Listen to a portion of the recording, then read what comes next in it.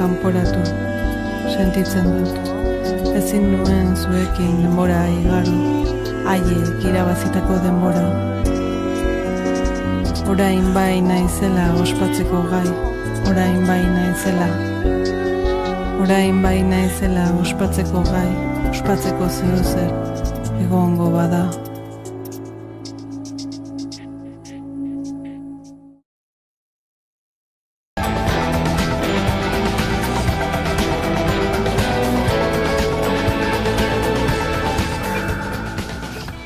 Sexu indarkeria jasaten duten emakumei arreta integrala emateko zentro bat zabaldu du Arabako Foru Aldundiak.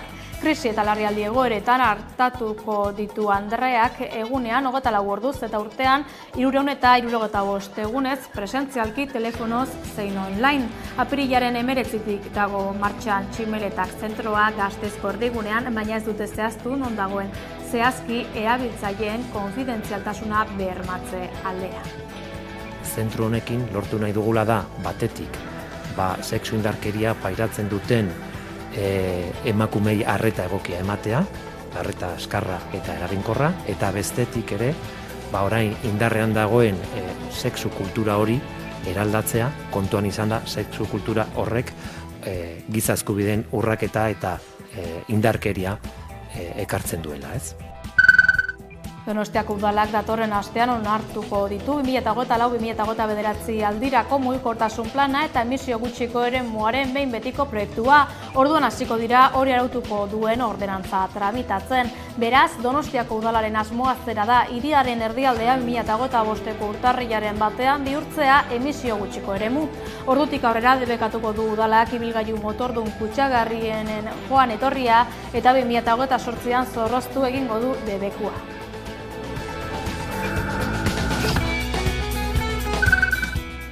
Ez beharra izan da Bilboko 7 kaleetan, eraikin bat erori eta langile bat harrapatuta geratu da. Dendari kalen gertatu da istripua 24. zenbakian dagoeneko atera dute harrapatuta zegoen langilea eta orotara 5 langile zauritu dira ez beharrean.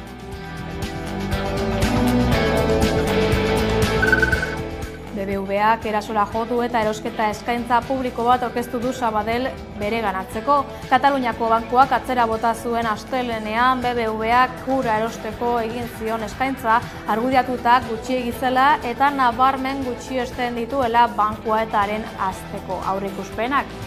Bizkaian egoitza duen bankuak ordea ez du amore eman nahi eta urratsa egin du argi utzita operazio hori bururaino eraman nahi duela. Arratsaldeon deizuela, Steve Albini estatubatuar musikari eta ekoizlea zendu da Chicagoko bere estudioan 61 urte zituela, bihotzekoak jo du Albini In Utero Nirvanaren diskoaren ekoizlea.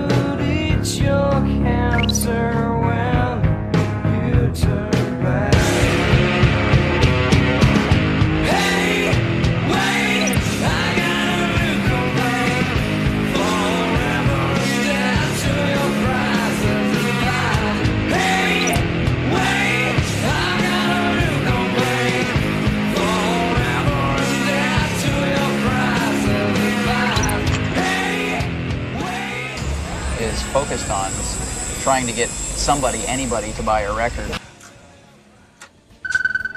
Hona gaurko efemeridea, 1976ko maiatzaren 9an Ulrich Meinhof hilik agertu zen Alemania.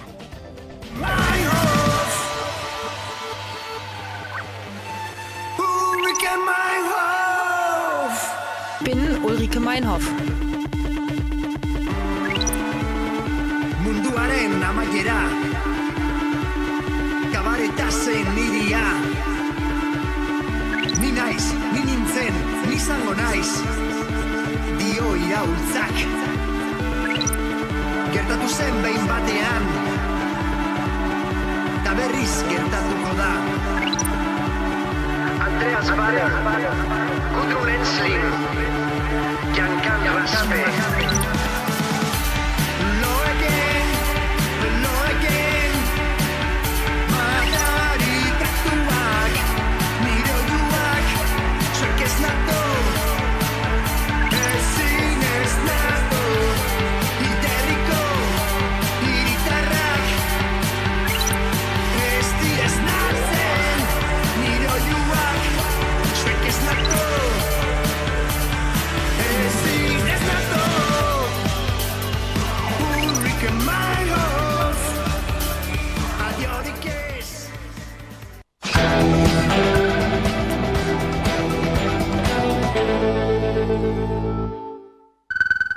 Ongi etorri, sexu indarkeriaren biktimentzako zentro bat zabaldu dute Araban, Gorka Urtaran gizarte politiketarako diputatuak eta Maika Diez Berbejo esku hartze sozialeko zuzendariorde teknikoak eman dituzte zentro berriaren xehetasunak. Mikel Klaber.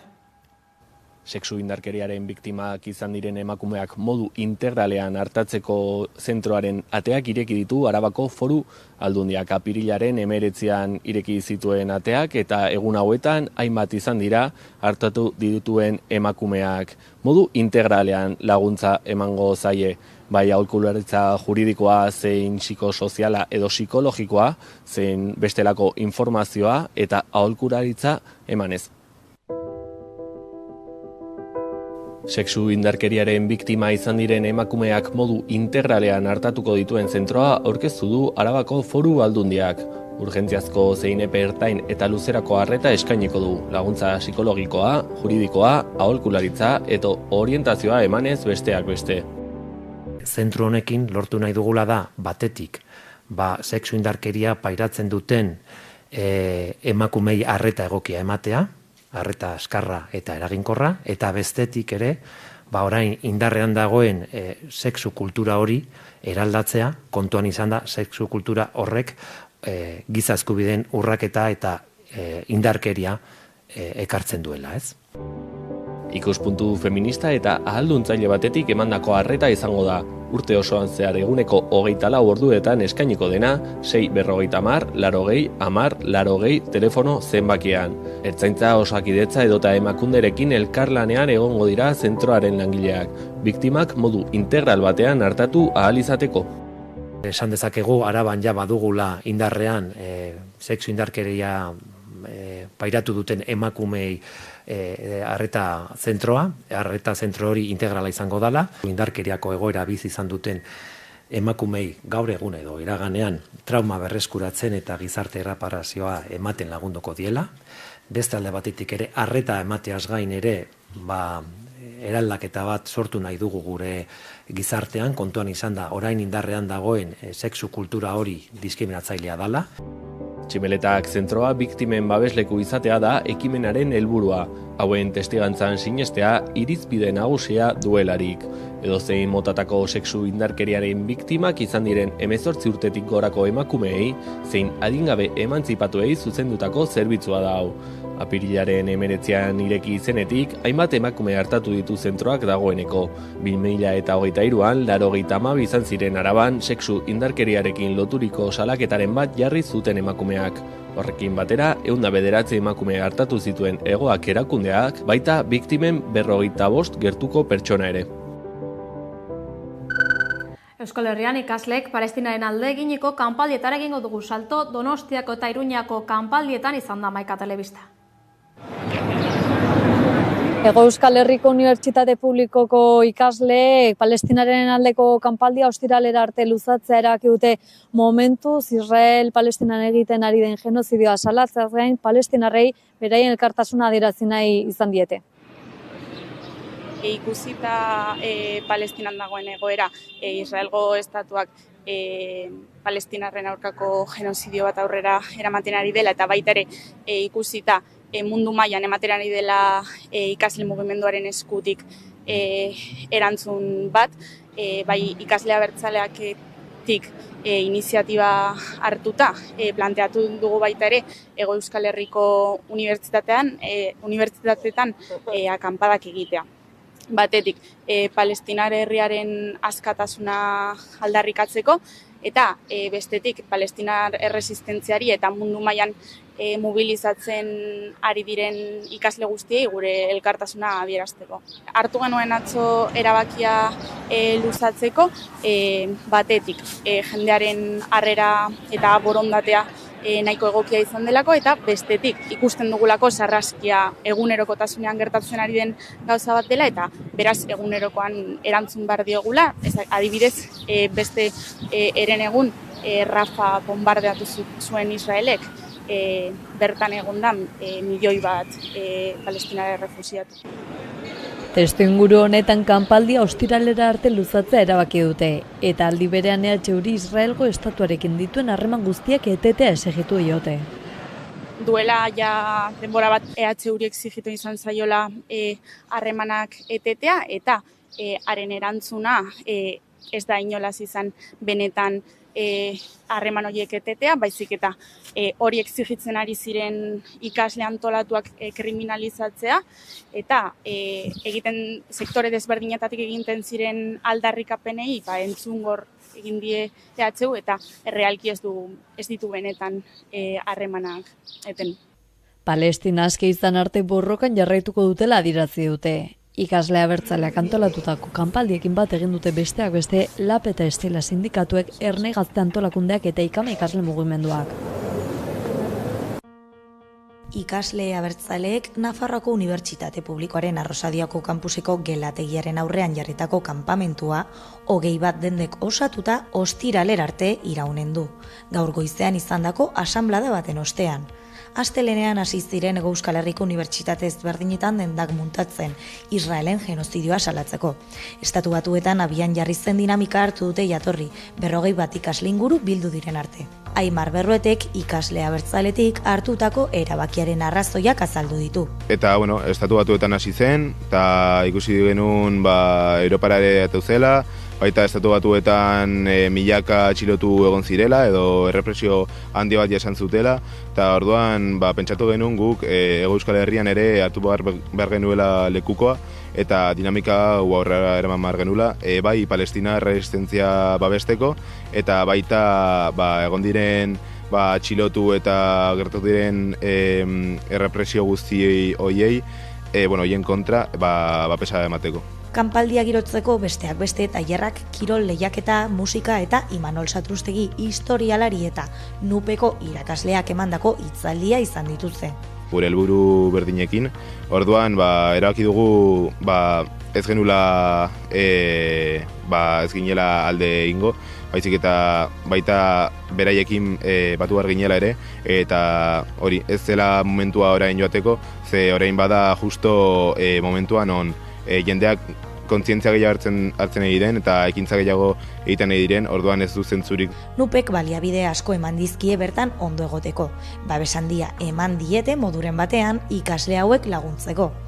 Beraz, ostiralera arte geldituko direnez, ohiko egitaraua jarraitzeaz gain, Palestinaren dokumental bat proiektatzea aurre ikusten dute.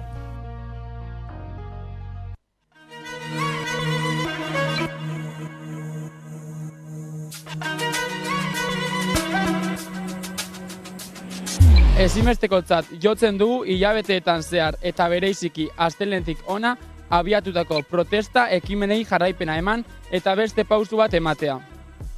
Horregaitik hurrengo astelehenean maiatzak 13 eguerdiko 11etan paroak deituko ditugu Hego Euskal Herriko ikastetxe guztietan. Honekin batera, eguerdiko 12etan mobilizazioak egingo ditugu eskualde buruetan, zein hiriburuetan. Eta dei egiten diogu hezkuntza komunitatearen osotasunari zein herritar orori hauekin bat egitera.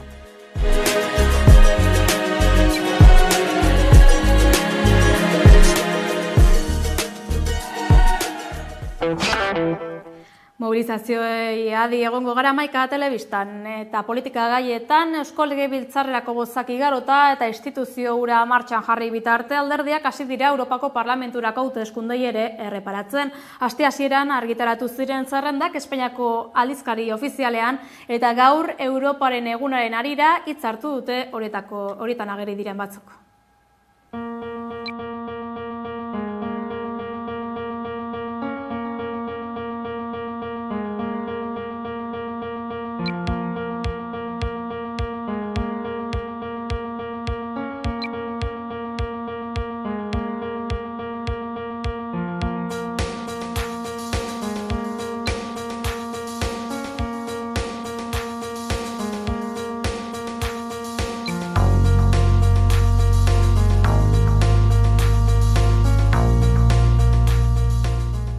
Bakea eta antimilitarismoa.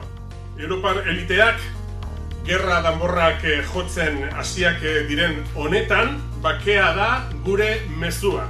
Nazioa gara eta bere etorkizuna libreki erabaki nahi duen herri bat, eta hori erakutsi beharra dago Europan, aliatuak eginez eta konplizitateak bilatuz.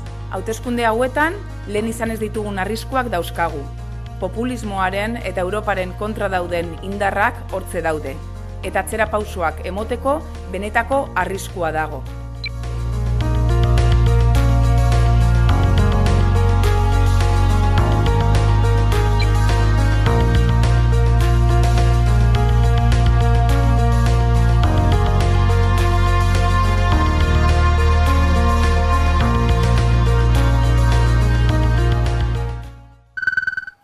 Politika gaietan segiz, Bilduk errekurtsoa jarriko du bidegi auziko lehenbiziko kereia artxibatzeko erabakiaren aurka. Koalizio subiranistak azaldu du peritu txosten inpartzial bat aurkeztu gabe ezin dela kasua itxi.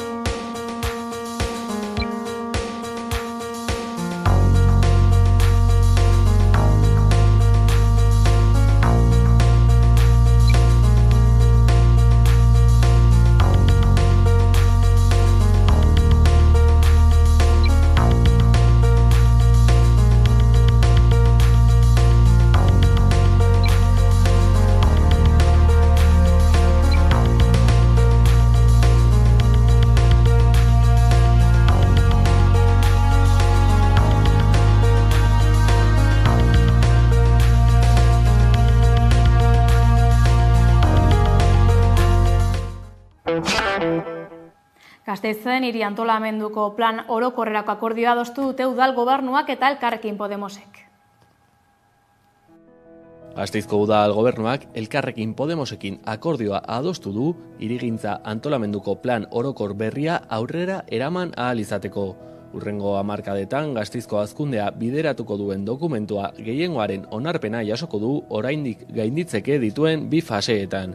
Behin betiko onarpena jaso beharko du orain, ondoren 2025ko udan berretsi ahal izateko. Dagoeneko lurzoru urbanizagarriak direnak baino ez dira kontuan hartuko, hiri eremu berririk kontsumitu gabe. Plan orokor berriak hiri trinkoagoa, jasangarriagoa eta lehiakorragoa eraikitzeko aukera emango digu. Lurzoru gehiago kontsumitzen ez duen eta landa ingurunea errespetatzen duen hiria. Auzo berrietan 24.000 etxebizitza berri baino gehiago eraikitzea aurre ikusten du planak. Honekin batera, eraikinen birgaitzea indartzea eta B solairu batzuetan etxebizitzak egokitzea baimentzea ere aurre ikusten du.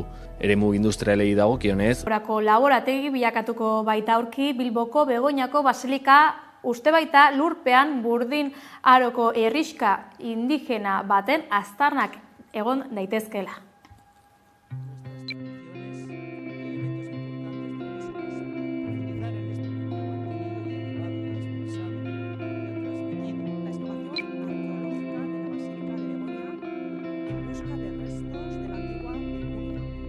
No sabemos lo que vamos a con mucho afecto y con mucha emoción estamos entusiasmados con lo que empezamos hoy. Estamos buscando las raíces más profundas de nuestra fe cristiana en el territorio y estamos buscando los orígenes más antiguos del poblamiento como comunidad.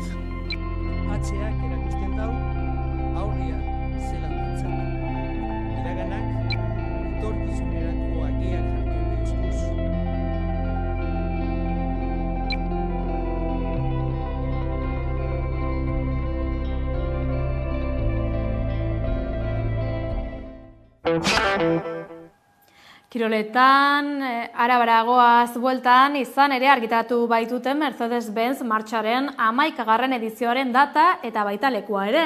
Olarizun izango da irailaren 15. Irailaren 15 izango da BTT Mercedes-Benz mendi bizikleta martxaren 11. edizioa. Olarizuko zelaietan izango du irteera eta helmuga, eta Gasteizko mendietatik barrena abiatuko da. Helduen 2 lasterketarako 600 dortsal banatuko dira, 2 modalitatez berdinetan.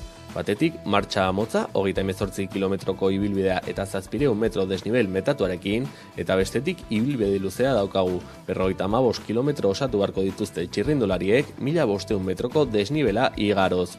Helduentzako ez ezik, martxa txikia egingo da aurten ere 3. 200 dortsal egongo dira eskuragarri eta 3 modalitatez berdin eskainiko dira adinaren araberakoak. 2 kilometro eta erdiko zirkuitu batean burutuko da martxa, 7 urtera arteko txikiek buelta bakarra egin behar izango dute. 7 eta 12 urte bitartekoek 3 buelta, eta 12 eta 16 urte bitartekoek 6 buelta osatuko dituzte 15 kilometro osotra. Hauek, gainera, Gasteizko mendietatik distantzia berdineko ibilbidea egiteko aukera izango dute ere. Izena emateko epea maiatzaren 15 irekiko da, Kirol probak webgunean. Agendari begira jarraituko dugu, izan ere igande honetan ospatuko baita Herri Urrats Ipar Euskal Herriko ikastolen aldeko festa.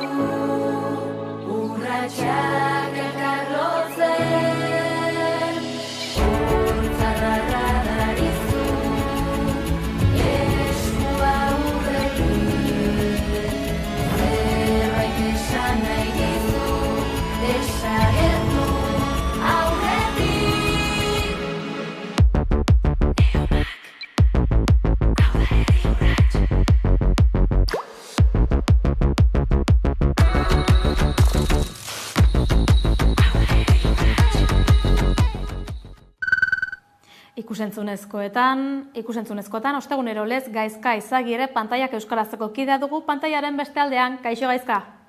Kaixo, hemen gatoz berriro plataforma digitaletan euskeraz estreinatu diren eduki nabarmenak gomendatzera.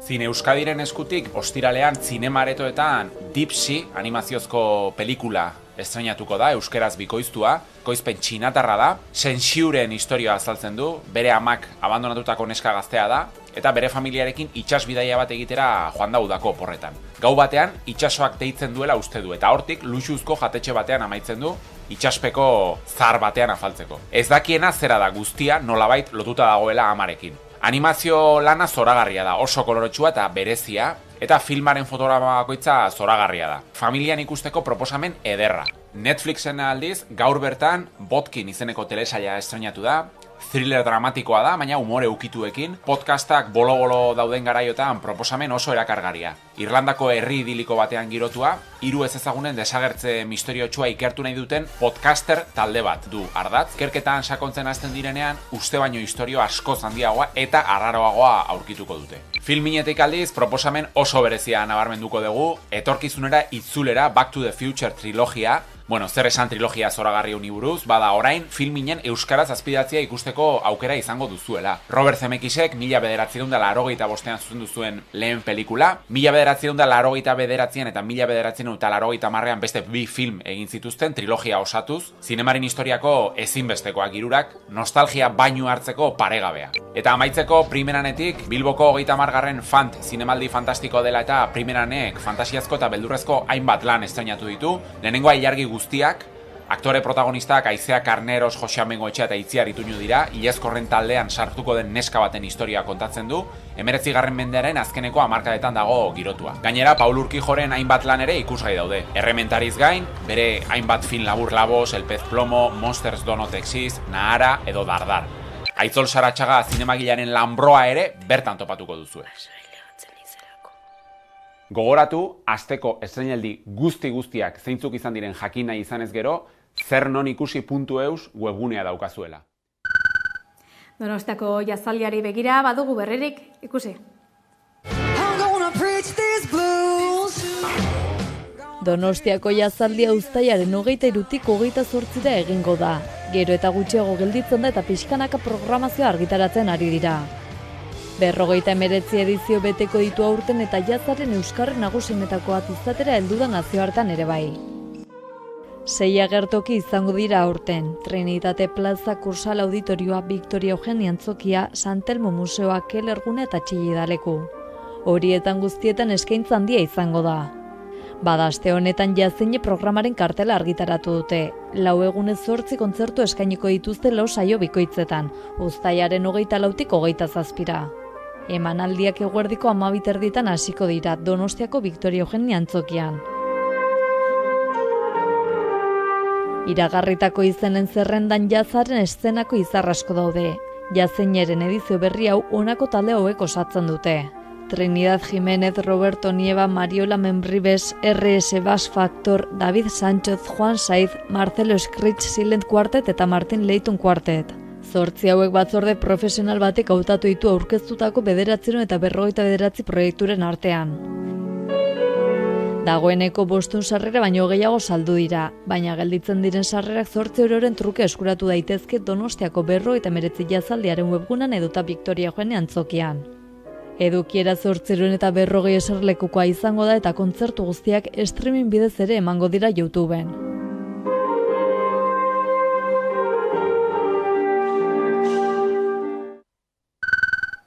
Ozenago kantu egin gerraren aurkako abestia plazaratu dute. Joserra Senperenak jarri du abestiaren doinua eta Arkaitz Kanorena da letra.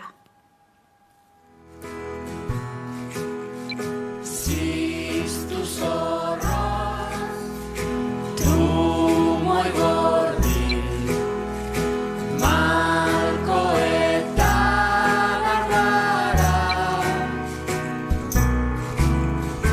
ozenago kantueri, ozen esan digu ama. Nola jolas harrapaketara, harrapakinak bagara. Nola jolas sendagietara, nebai herribidean bada. Heldu gara amaierara, informazio gehiagorako badakizue sartu amaika.eus atarian. Laster izango gara bueltan, ongi izan.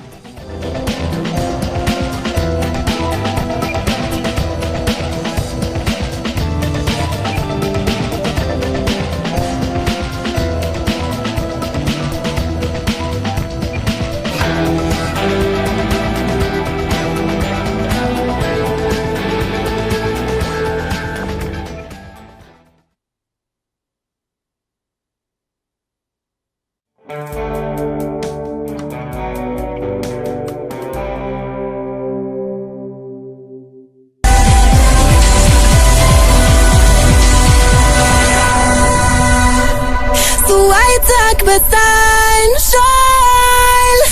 Zamarrak basan, ikusten ez dugunaren gainean.